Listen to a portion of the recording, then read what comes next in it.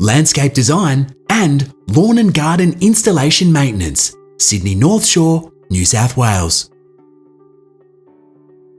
A true success story, this business has shown exponential growth since launching in 2019. Cooper & Sons Gardens has grown from a sole trader to 20 plus staff and over 500 clients.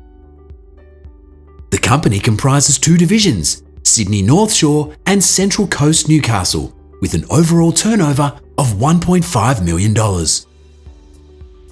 The owner is now selling the Sydney division.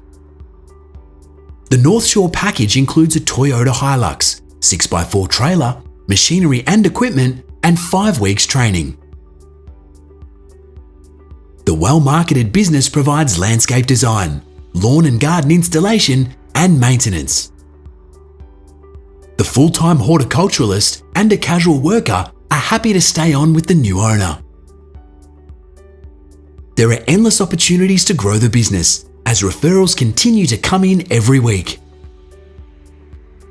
This package is ideal for a buyer seeking instant cash flow with a great mix of clients and limited travel. It would also suit an existing small to medium business wishing to expand.